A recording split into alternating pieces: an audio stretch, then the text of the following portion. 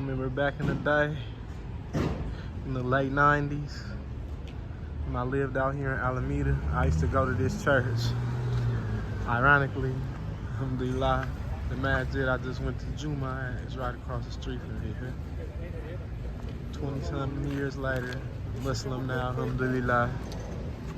Went from worshiping Jesus, going to this church, to praying salah with my ox in the masjid Kuba, fi Alameda, alhamdulillah. Alhamdulillah for Islam, and alhamdulillah for Allah Ta'ala guiding me to the truth. I'm just so grateful, alhamdulillah, because I always say, man, I could just be roaming these streets, you feel me, in these streets, or doing any of these other things that I used to do back in the day.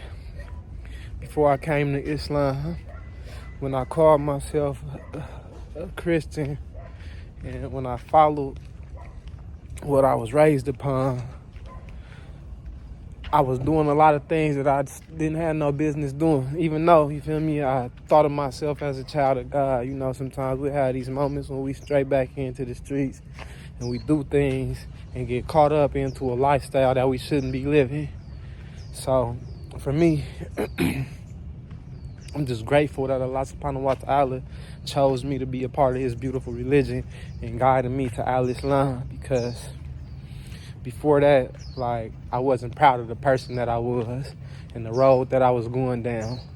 And now the person that I'm becoming, alhamdulillah, hopefully, I'm someone that Allah could be pleased with on Yawm al-Qiyamah, and that I get to enter the gates of paradise along with my companions and my dear loved ones, inshallah ta'ala. I know sometimes it might be difficult when you come to the religion of Islam, and like you one of the only people in your family that was guided to the truth. And then sometimes it's hard, you know, because the reactions that they may have to you choosing Al-Islam or becoming Muslim, regardless of this being your own personal choice, you know what I mean? Like, sometimes people, like my mom, when I first became Muslim, she told me I was being rebellious, or I was trying to, like, do something to get at her, when the whole time all I'm trying to do is find the truth, you know what I mean, and get closer to my Lord with the proper way of doing things, rather than worshiping Jesus or following the religion just because I was raised upon it, you know what I mean? I don't want to follow my forefathers if they walking in the wrong direction and I got a map that's telling me go this way. You know what I mean? I'm not going to go that way with them just because they want me to go that way, because we've been walking that way the whole time. Now, it's time to change directions and go the right way once you find out that you're going the wrong way. You don't keep walking down the wrong way.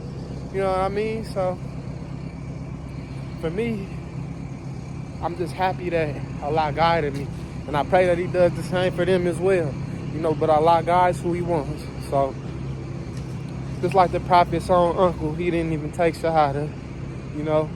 And he raised the Prophet Muhammad sallallahu alaihi wasallam. He even told the Prophet that if it wasn't for the people of Mecca, like, saying that he only chose it, you feel me, because I forgot the exact words that he picked, but he said he was going to stay on the religion of his people, basically, at the end of the day, when he died on his deathbed. When he had opportunity to say La ilaha illallah, the Prophet pleaded with him, sallallahu alaihi wasallam, to accept Islam, but he turned down that mercy and blessing from Allah.